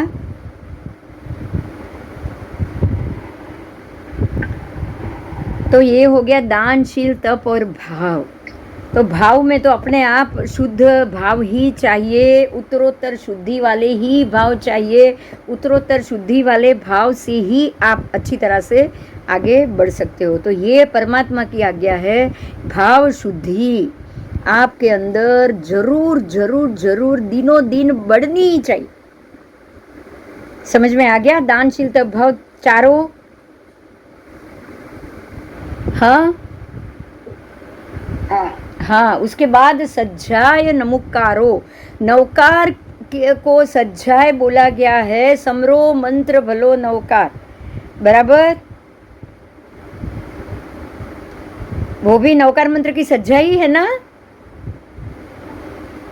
तो नौकार मंत्र का स्मरण, नौकार मंत्र को सज्जाय के रूप में लिया है। सज्जाय नमुकारो, नमस्कार रूप सज्जाय आपको करनी ही करनी है। आपके मन से ये नौकार कभी भी पूरे दिन में जाना ही नहीं चाहिए। जाना चाहिए, बताओ? जाना ही नहीं चाहिए। जब भी कुछ हो जाए, एक नौकार, कोई बीमार का समाचार आ गया, उसके लिए नौकार, उसके लिए 3 नौकार, बराबर। कोई एम्बुलेंस जा रही है, उसके लिए 3 नौकार, करोगे कि नहीं? ये आप अपने लिए नहीं गिन रहे हो, वो एम्बुलेंस गई ना, वो पेशेंट के लिए गिन रहे हो। किसके लिए गिन रहे हो? पेशेंट के लिए। कोई फोन आ गया, ये एक्सीडेंट हो गया, ये कहीं धरतीकंप हो गया है, तुरंत 3 नौकर गिनना है आपको, और कुछ नहीं करना। आपके दिमाग में ऐसे ही बैठेगा कि मैं, आप ऐसे दिन में 100 बार नौकर गिनोगे। गिनोगे कि नहीं गिनोगे? बोल। 100 बार गिन लिए तो 300 नौकर तो अपने आप हो गए ना। परोवयारो अजैना। उसके बाद देखिए, नौकार की सज्जाई करनी है आपको, बार बार परोपकार करना है और जैना करना है। परोपकार यानी कि परोपकार उसी पे होगा जो अपने हिसाब से दिन दुखी होगा। उसको दिन दुखी को किस प्रकार से उपकार करना है ये भी आगे बता दिया, दानशील तब भाव में। उससे आगे बढ़ के नहीं। अगर किसी को एजुकेशन चाहिए, वो परोपकार है बच्चे को पढ़ाने के लिए, तो वो आप डायरेक्ट स्कूल में फ़ी भरा सकते हो, उसमें तो कोई नुकसान नहीं है, क्योंकि स्कॉलरशिप का पैसा दिया है आपको, है ना। कोई भी चीज़ करोगे ना, उसके पीछे देखना पड़ेगा कि ये चीज़ इस्तेमाल होने से कुछ गलत तो नहीं हो रहा है ना, बस। क्योंकि अगर वो व्यक्ति ने उसका कुछ गलत कर लिया ना, तो वो जिम्मेदारी आपकी हो जाएगी। करण करावण आप पे आना ही है, आना ही है और आना ही। समझ में आया? हाँ हाँ। तो उसके बाद तो आ गया जिन पूजा, जिन थुनन, मतलब परमात्मा की पूजा, त्रिकाल पूजा, त्रिकाल वंदन, परमात्मा को देखना, उनको हाथ लगाना, स्पर्शित होना, ये होती है पूजा। ये हुई पूजा।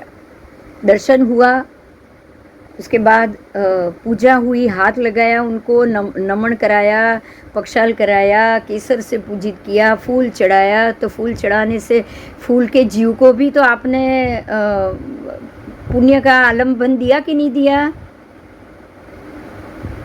जितने पुष्प भगवान के ऊपर चढ़ाओगे, उतने जीव, उसकी गति अच्छा आपने सोचा कि नहीं सोचा?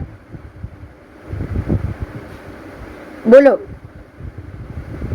हाँ, आपने तो सोचा ही सोचा। वो जीव के लिए भी अच्छा हुआ कि वो परमात्मा की प्रतिमा के ऊपर कितने घंटों तक, कभी कभी 24 घंटे तक वो रहेगा, तो स्पर्शित होगा।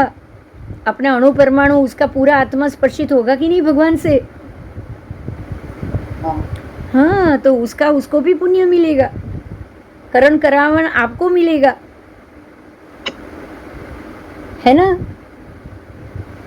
वो आत्मा भी उतने समय तक शुद्ध रहा, भगवान की निश्रा में रहा, भगवान के शरीर के ऊपर रहा है, मूर्ति के ऊपर रहा है।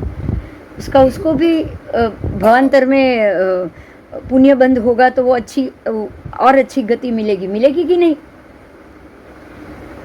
और जिनेश्वर परमात्मा की स्तुति, चैत्यवंदन, सज्जाय और थॉय, ये सब है क्या? परमात्मा के गुण ही आप गा रहे हो। पार्श्वनाथ भगवान का चैत्यवंदन आएगा, उनकी स्तुति आएगी, उनकी थॉय आएगी, वो चारों जो जोड़ा आएगा, जो चारों चीज होगी ना, वो चारों में उनका पूरा जीवन चरित्र आ जाएगा। बोलो, आएगा कि नहीं आएगा? तो ये चारों आप बोलते हो, जब शब्द बोलते हो उसके अर्थ भी मन में समझते हो। संखेश्वर पास जी पूजिए, नर भवनो लाहो लीजिए, मन वांछित पूर्ण सुरतरु, जय वामा सुतल बेसक। सब चीज़ आ गई कि भाई मुझे नरभव मिला है तो मैं आपकी पूजा कर रहा हूँ, मैं उसका लाभ ले रहा हूँ। मन वांछित पूर्ण, आप मन वांछित पूरने वाले हो, आप सूर तरु हो,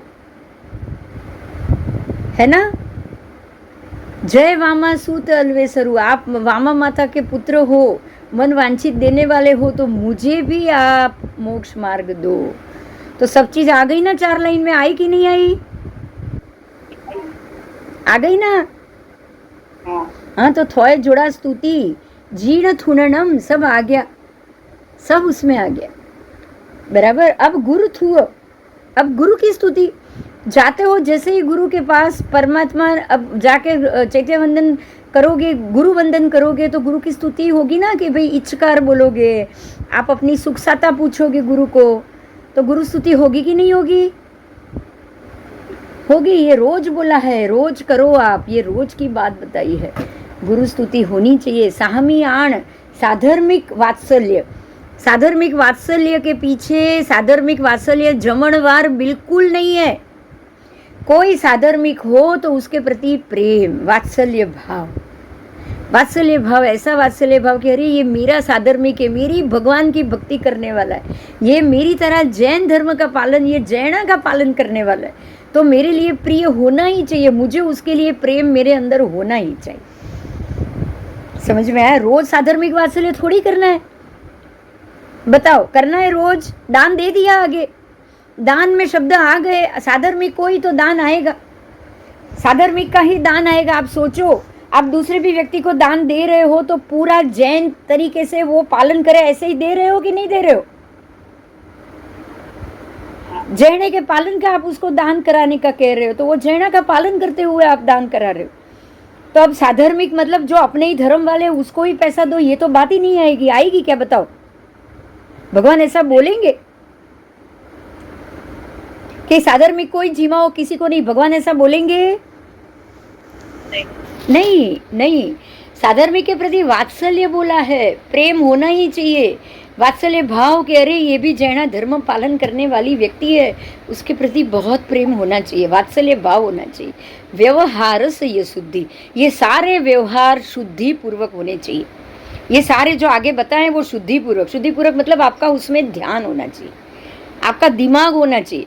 आपने दान दे दिया, चलो आम्बिल आज ये पूरी ओली मेरी तरफ से, देखा ही नहीं अनाज कहाँ से आ रहा है, कितना खराब अनाज आ रहा है। गेहूँ पीस दिया है सारे के सारे धनेड़े वाले, नहीं धूप में रखा है, नहीं उसको छाना है, नहीं कुछ किया, नहीं चावल को छाना है, कुछ नहीं, वो अनाज दाल भी छानी नहीं, बड़े बड़े धनेड़े ईड़े ईयल वियल सब उसके अंदर मर रही, सबके सब मर रही है। क्या होगा बताओ?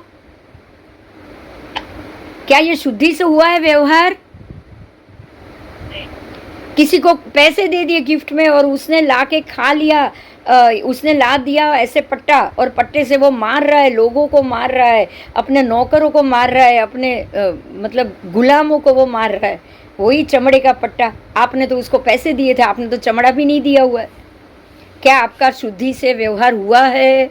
उसी मुद्दे से मैं यहाँ पे आई हूँ, बोलो। नहीं हुआ। क्या ऐसा करना भी चाहिए? नहीं। आपके पैसे से कोई ऐसी चीज तुष्टि हो जिससे जीवों को पीड़ा मिले, जिससे पंचेंद्रिय पीड़ा पावे, जिससे एकेंद्रिय पीड़ा पावे, ऐसा कुछ भी होना चाहिए? बताओ। नहीं होना चाहिए। आपने उसको पैसे दे दिए, आप खाली सोचिए, मैं एक बात और बता रही हूँ, सोचिए, आपने उसको पैसे दिए, 3000 रुपये का गिफ्ट वाउचर दिया है, किसका दिया है? शॉपर स्टॉप का। वो जाके बढ़िया सा खाली जूता लेकर आया, क्या लेकर आया वो? ऐसा जूता जो क्रिकेट में नीचे से कील वाला होता है, मालूम है? और वो ट्रैकिंग पे चला गया, वो ट्रैकिंग मनाली ट्रैकिंग पे चला गया, सारा जो बर्फ पहाड़ी पे बर्फ पड़ा है ना, उसको वो जूते से खूंद रहा है। उसके सारा बर्फ या जो पृथ्वी का है, अप का है, सब की हिलना हो रही है आपके 3000 रुपये से। बोलो चलेगा? चलेगा? बताओ। नहीं चलेगा। आपका व्यवहार शुद्धि पूर्वक हुआ था? नहीं हुआ था, नहीं हुआ था। तो इसीलिए खाली पैसे देने से 100 बार सोचना है कि आपका पैसा कहाँ खर्च हो रहा है, बराबर। उसके बाद तो जिन पूजा, जिन, ये तो हो गया। रह जता तीर्थ जता, यानी कि रथ यात्रा, तीर्थ यात्रा, ये सब भी करानी है। वो कब करानी है? पर्व के दिन, यानी कि चैत्य परिपाटी, ये सब चीज़ होगी। पर आपको रथ यात्रा और तीर्थ यात्रा रोज तो नहीं होने वाली है ना, रोज नहीं होने वाली। अब जो रोज होने की बात है, वो सम विवेक संवर, भाषा समिति और 6 जीव करुणा, उपशम, शांत होना है। उपशम का मतलब क्या हुआ? शांत। विवेक, विवेक से काम लो, उपशम हो। रोज, ये रोज बोलना है, ये भगवान की आज्ञा है। शांत रहो। अभी वही चल रहा है, आज मजा आ गया, सच में वही चल रहा था। और मनो जिनाणम में भगवान ने सज्जाई दे दी हमको। अभी वही बात हुई थी ना कि शांत होना है, अब कुछ नहीं करना है। अगर ऐसी विपरीत स्थिति सामने आ रही है, शांत हो जाओ। कुछ पार्श्वनाथ भगवान की तरह तुल्य मनोवृत्ति। तुल्य मनोवृत्ति का मतलब ही शांत होना है कि नहीं?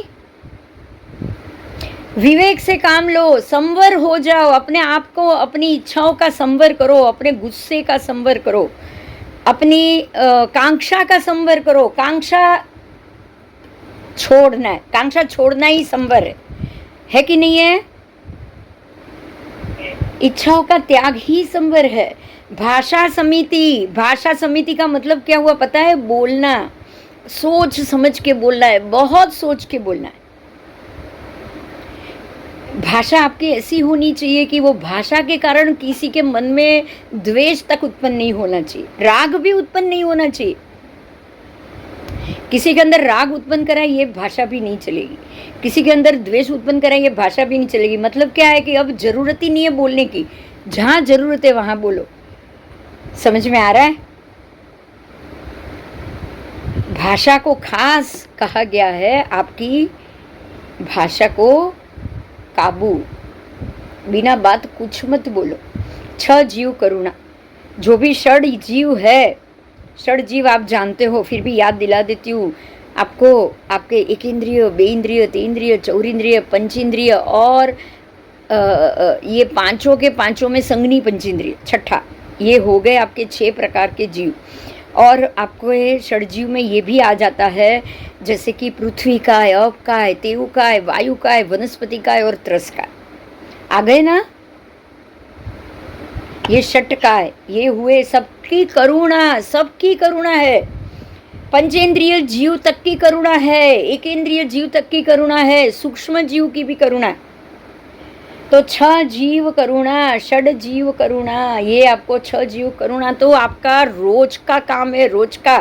परमात्मा की आज्ञा है, आपके रोज के काम में 6 जीव की करुणा होनी चाहिए। और धम्मीय जन संसर्गो, संपर्क कोनो करशो? कोना संपर्क में રહેશો? બોલો। હા, ધાર્મિક જીવના સંપર્કમાં કોના? સંભળાય છે મારી વાત? हाँ, धम्मीय जन संसर्गो, जो धार्मिक है उसके संपर्क में रहो। अगर धार्मिक के संपर्क में रहोगे तो आप कहीं से भी चूकोगे नहीं, वो आपको अपने मार्ग से चूकने ही नहीं देगा, बराबर। अगर कुछ आप नहीं कर रहे हो तो उसके कारण सीखोगे, वो टोकेगा तो भी सीखोगे। अगर वो नहीं टोकेगा, धार्मिक टोकेगा ही नहीं। धार्मिक कभी भी आपको टोक के आपको अपने रास्ते से मतलब गुस्सा कराने की कोशिश भी नहीं करेगा, लेकिन आप उसकी प्रवृत्ति देख के भी सीख जाओगे, है ना। तो धम्मीय जन संसर्गो ये बहुत जरूरी है। और करण दमो चरण परिणामो, अब ये जो करण दमो चरण परिणामो है उसके लिए थोड़ा सा मुझे, मैं 5 मिनट दूँ, मैं थोड़ा वीडियो डिलीट कर लूँ क्योंकि जगह नहीं है। कर लूँ? चलो, तो संघोवरी ओषम विवेक संवर भाषा समी 6 जीव करुणाय धम्मीय जन संसर्गो, धार्मिक जन के ही संपर्क में रहना है। वो आपको प्रत्येक स्टेप पे उसके वर्तन से आप बचते रहोगे और कुछ न कुछ सीखते रहोगे, बराबर।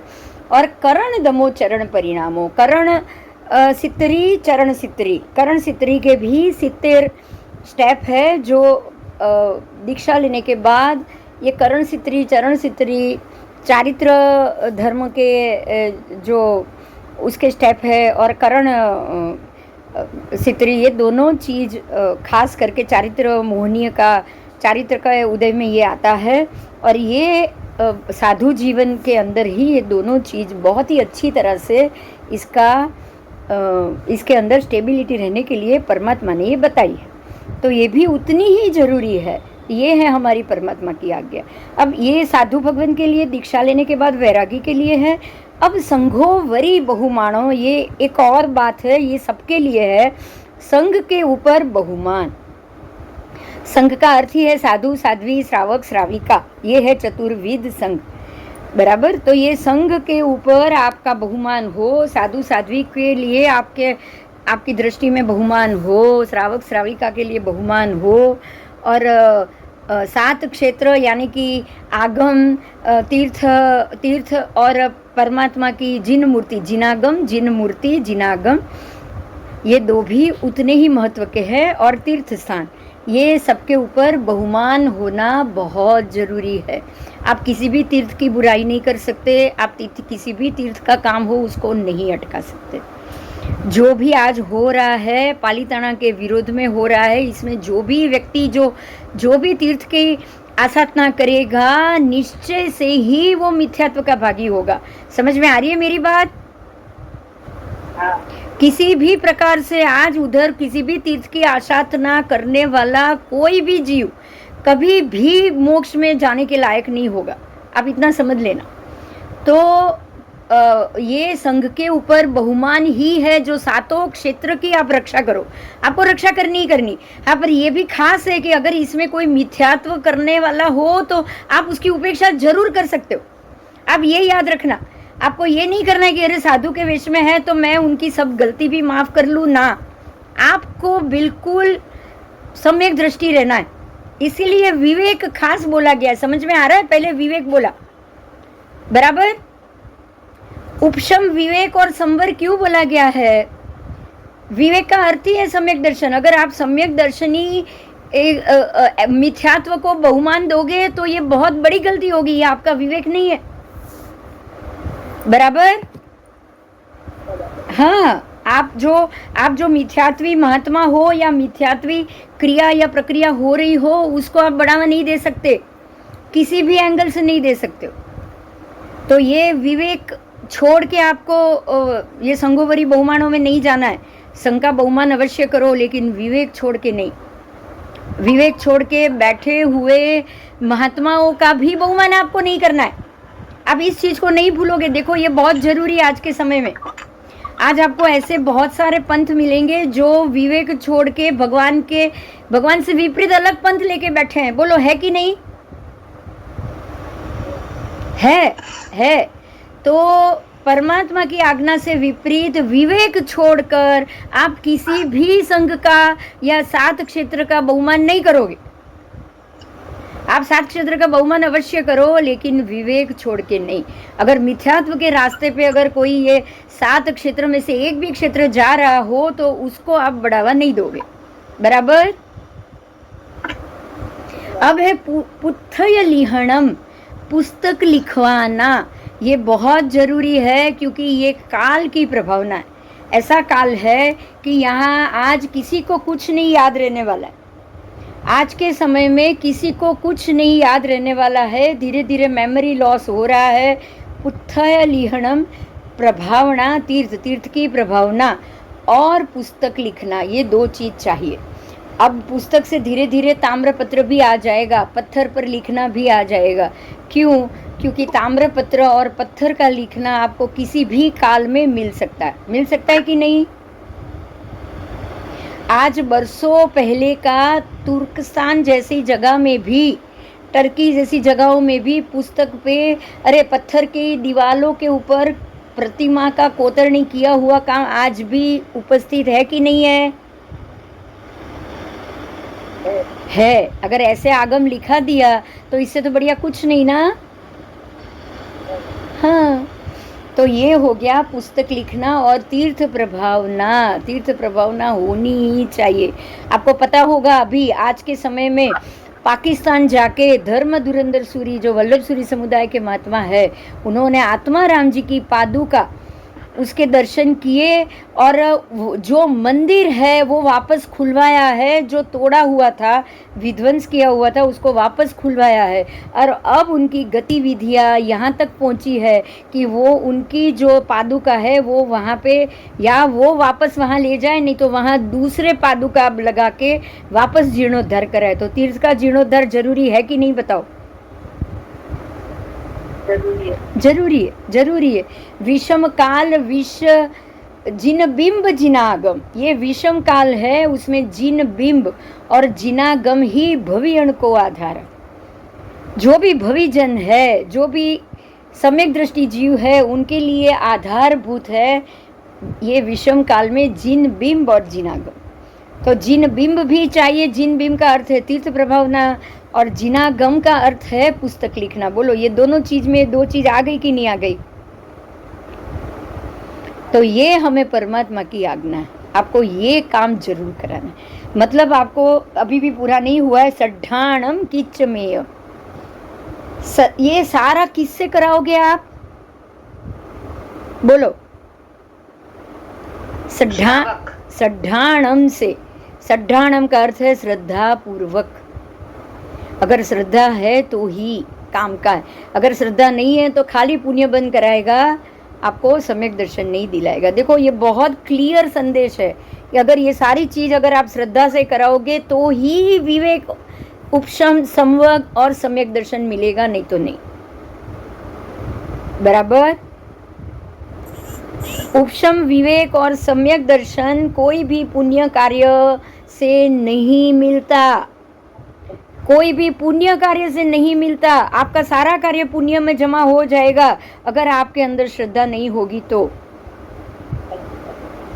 बहुत बड़ी बात है। किच्चाणम सड्ढाणम किच्चम एयम, ये सारी चीज किच्चम एयम, ये सारी की हुई क्रिया श्रद्धा सहित होनी चाहिए। किससे होनी चाहिए? श्रद्धा सहित होनी चाहिए, सम्यक दर्शन सहित होनी चाहिए, नहीं तो सारा पुण्य बंधेगा। भगवान स्पष्ट कह रहे हैं आपको पुण्य नहीं बांधना है। पुण्य बांधोगे संसार में घूमोगे, आपको पुण्य नहीं बांधना, श्रद्धा सहित करना है। श्रद्धा परमात्मा की है, श्रद्धा मोक्ष की है, श्रद्धा सिद्ध भगवंतों की, सिद्ध गति में जाने की श्रद्धा है कि नहीं? बोलो, भगवान ये नहीं कह रहे कि तुम मुझे मिलने आओ, भगवान ये कह रहे कि सिद्ध बनो, है ना? तो सड्ढाणम किच्चमेयम, ये सारी क्रिया श्रद्धा सहित ही होनी चाहिए, बिना श्रद्धा नहीं। सड्ढाणम किच्चमेयम नित्यम सुगुरु वयसेणम, नित्य नित्य सुगुरुना, कोना? सुगुरुना वचन, वये वये सेणम, सुनो। सेणम का मतलब सु,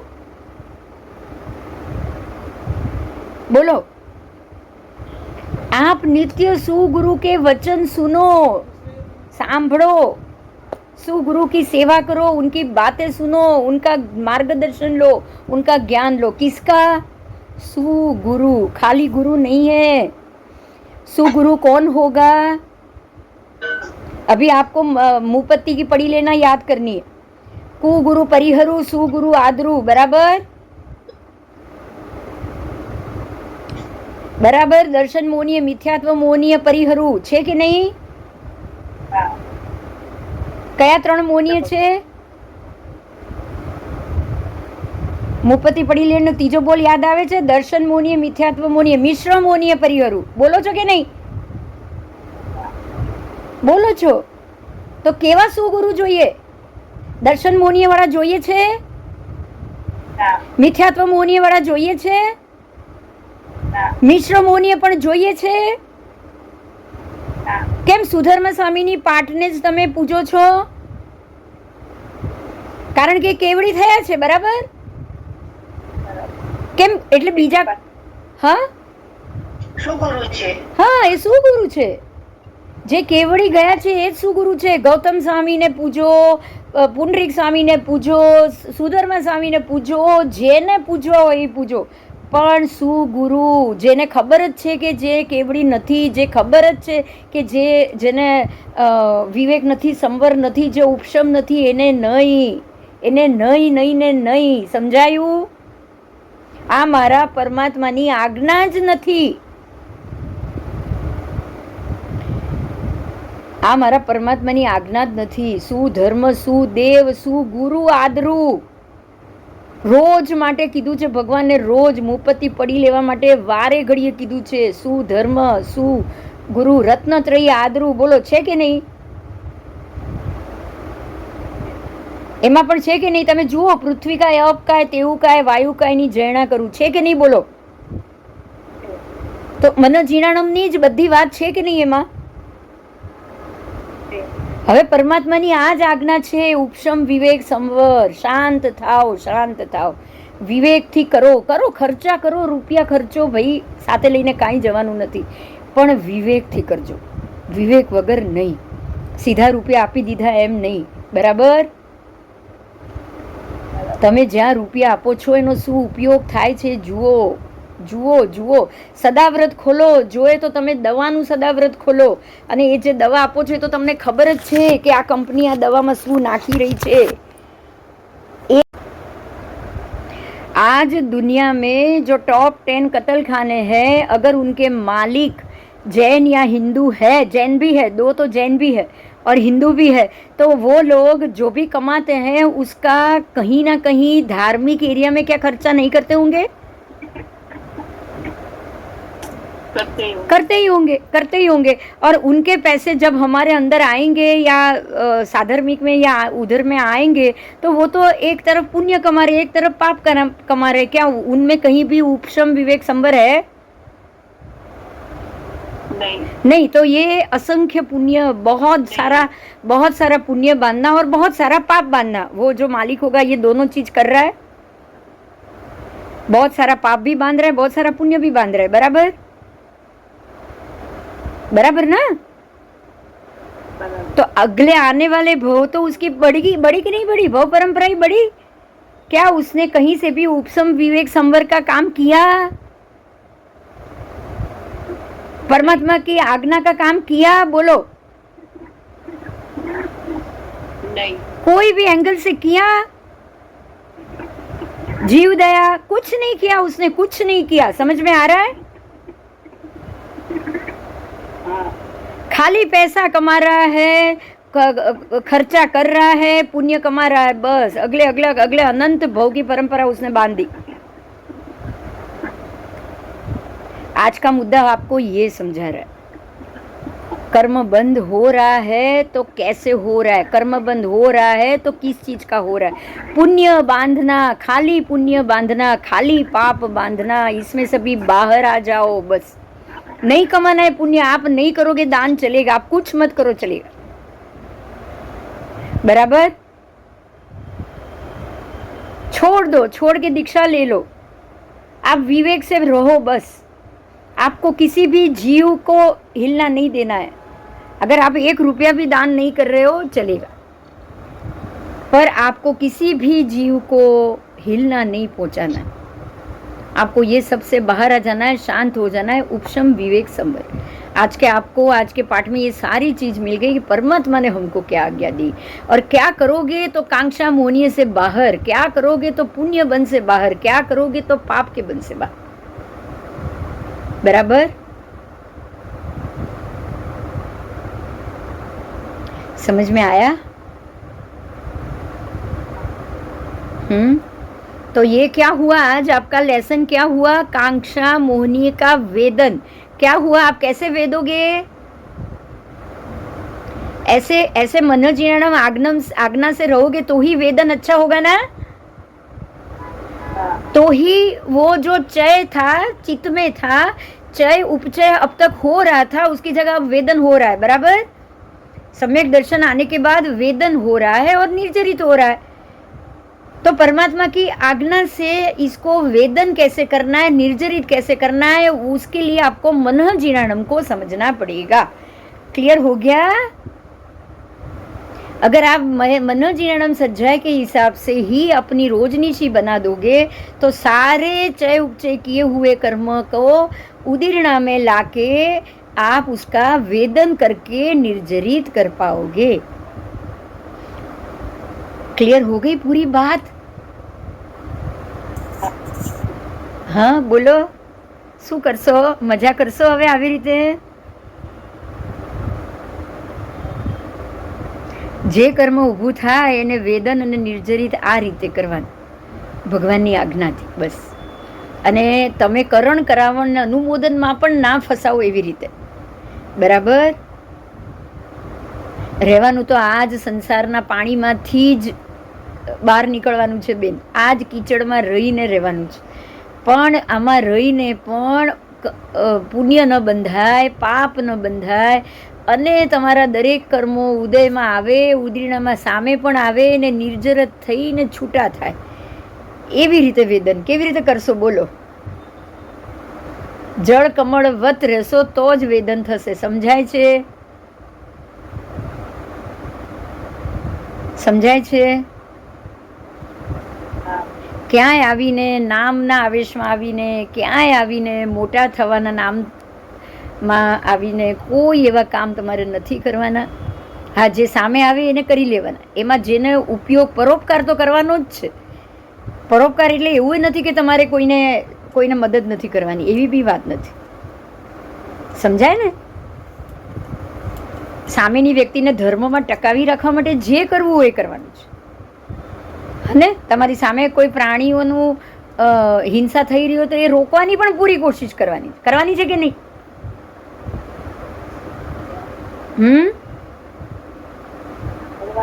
હા, કરવાની છે. બોલો, આજે બહુ સરસ મુદ્દો હતો. વેદન, નિર્જરિત અને એ પણ પરમાત્માની આજ્ઞાથી. કયું શું કરશો? આખી મનોજીર્ણ સજ્જાયમાં બધું જ આવી ગયું છે. પરવાના દિવસે શું કરવું, 12 મહિને શું કરવું એ પણ આવી ગયું છે. બરાબર? રોજ શું કરવું એ પણ આવી ગયું. આવી ગયું ને? કેવી રીતે રહેવું, ઉઠવું, બેસવું, વિવેક, સંવર, ઉપશમ ત્રણેય આવી ગયું. જાતને શાંત કેવી રીતે કરવી એ પણ આવી ગયું. આવી ગયું?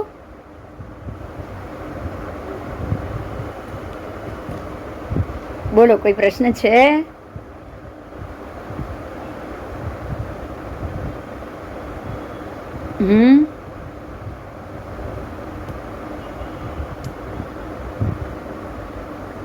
આજનો પાઠ પૂરો થયો. कांक्षा मोहिनी नु वेदन. आज आपने देखा कांक्षा मोहिनी का वेदन कैसे करना है. एक संगनी पंचेंद्रिय मनुष्य को कैसे वेदन करना चाहिए. बराबर?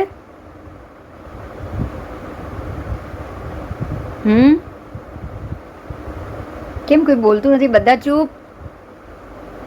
હા.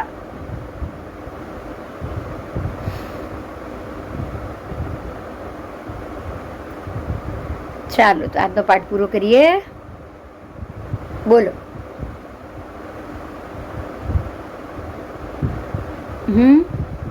કોઈ પ્રશ્ન છે? વિચારતા કરી દીધા છે કેમ આજે બધાને? આજે આપણે બધાને વિચારતા કરી દીધા.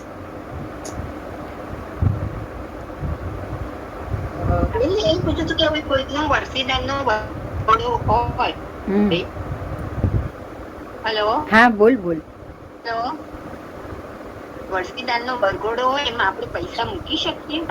એ તો એને પૂછવું પડે. આપ જેનો વર્ષીદારનો વરઘોડો છે એને જ પૂછવું પડે ને. એની ઈચ્છા એ આ પડે તો મુકાય, નહીં તો નહીં. હા, એને એ કે ના મારે મારા વર્ષીદારના વરઘોડામાં મારે કોઈ પાસેથી પૈસા નથી લેવા, તો એ ન પણ લે ને. જો આપણે હા પૂછી લેવાનું. પણ આ બધું કેવું છે ખબર છે કે તમે કઈ સારું પણ વિવેક એટલે શું? વિવેક ઉપશમ સંવરને સમજવાનું. વિવેક એટલે શું?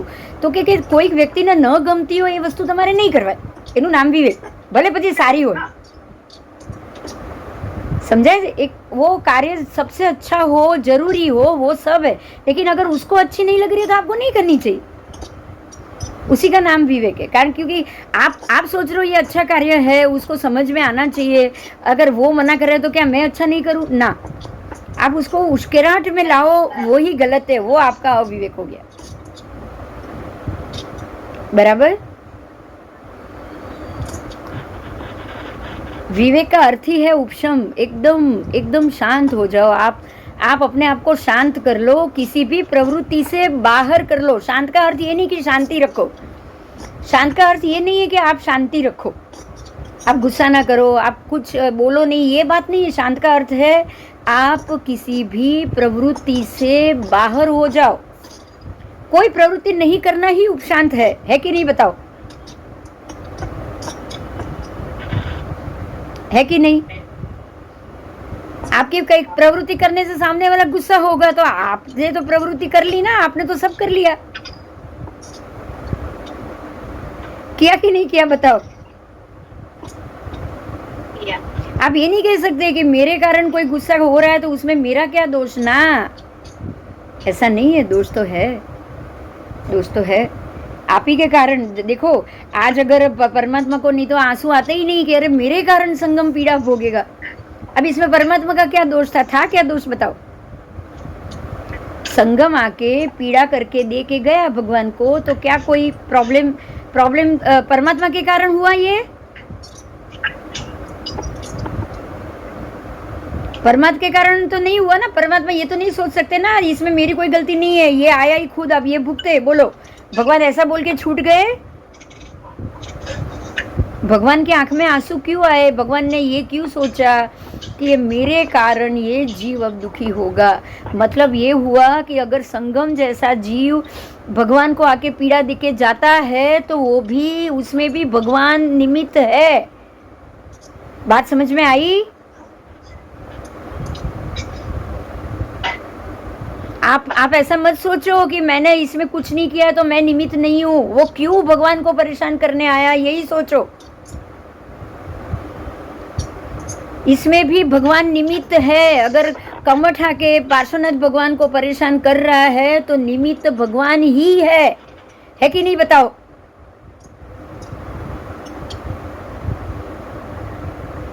बस आप ये नहीं सोच सकते कि मेरी कोई गलती नहीं है। अब यहाँ पे आपको यही याद रखना है, ताली एक हाथ से नहीं बजती है, मेरी तरफ से भी ताली पड़ी ही है। समझ में आया? अगर कोई आके आपको बोल के जाता है तो आपकी गलती है और है। बराबर?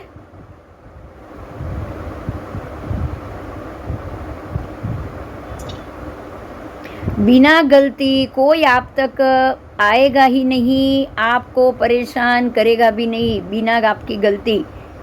बोलो कोई आएगा? बोलो एक साकर का दाना गिरेगा तो ही मक्खी आएगी, कीड़ी आएगी, चींटी आएगी, सब आएंगे।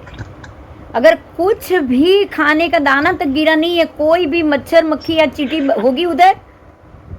होगी?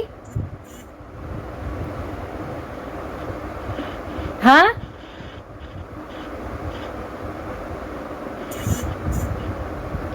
समझ में आया? मेरी आवाज आ रही है सबको?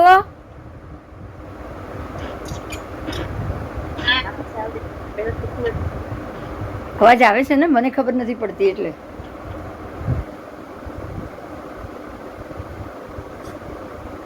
ચાલ, જય જિનેન્દ્ર, જય જિનેન્દ્ર.